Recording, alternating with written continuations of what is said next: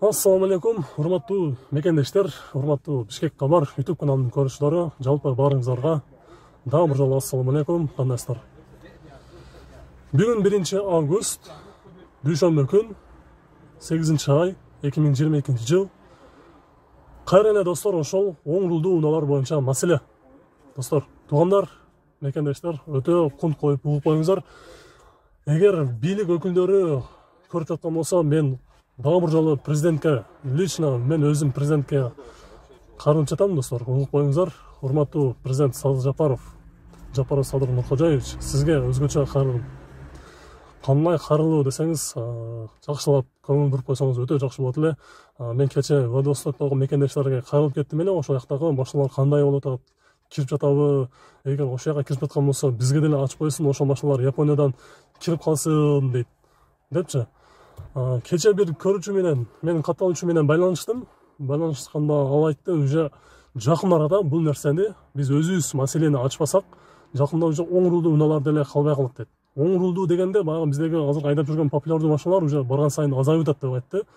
2005ке чейинки биздеги өтө популярдуу Fit Step, Accord, Stream адиси, ошол машиналар азыр эми бар, алып келсе болот, көп эле, бирок 1-2 жыл ичинде азайып түгөп калат деген ойду айтты.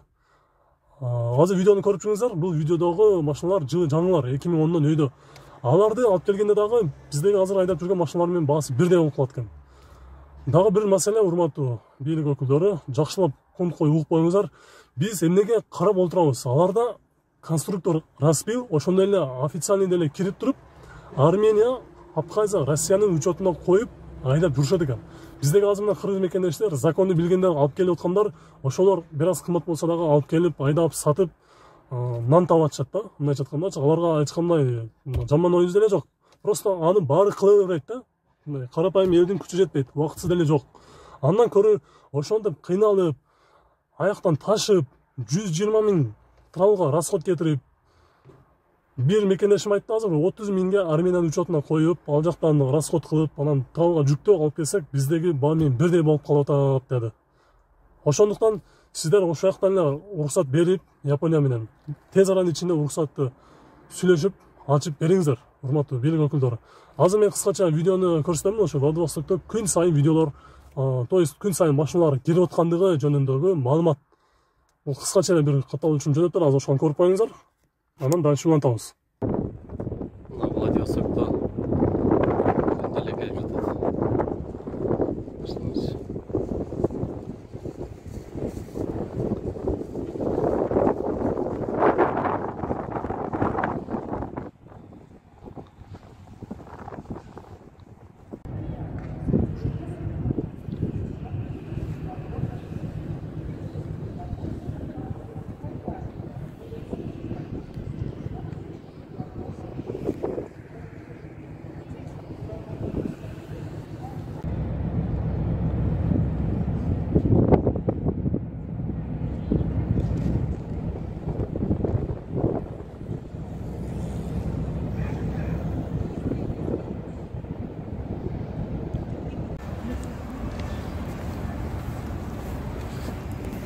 Жаңы келип турган ама. Мына степ жаңы келип тур. Сөз дук кетсе. Мына степ.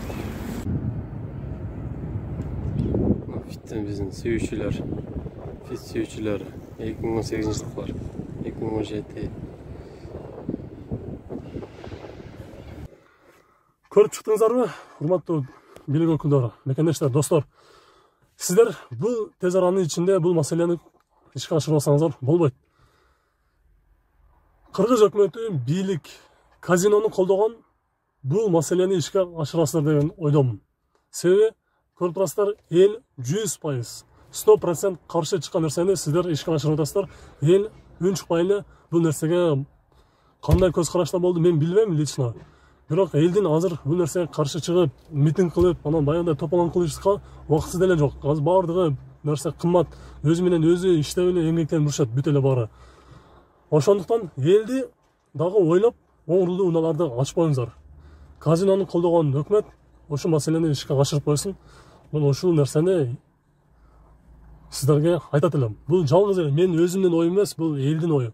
Эл эмнеге айтпайт? Элде мага ошого каналы жок, мага ошого мен мактаныш эмес, бирок элдин убактысы жок. Эл биринчиден коркот мына ошону айткандачы. Коркуп, бул айтканда деле эмне ишке ашып кетет эле. Каякта эле ушул нерсени өкмөт карап койсун деген ой менен эле эч ким чыкпайт дагы, чыкса дагы сиздер аны карап да койбойсуңар. Мисалы мен кече 2 күн аракта бир видео чыгардым, бир дагы бир элден башка эч ким кайрылган деле жок. Мен эртең Бишкекке барганда түз эле ошол президентке эле кайрылат окшойм. Урматтуу президент, ушул нерсени тез аранын ичине качып бериңиз.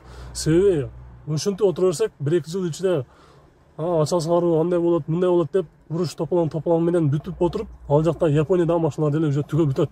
Япониядан Владивостокко кирип, элди кыйнагандан көрө сразу ачып коюңуздар, мурунку деле цене да сразу алып кирип, учетко коюп, тынч айдап жүрө берели. Ошо достор, видеону бөлүшпөңүздөр.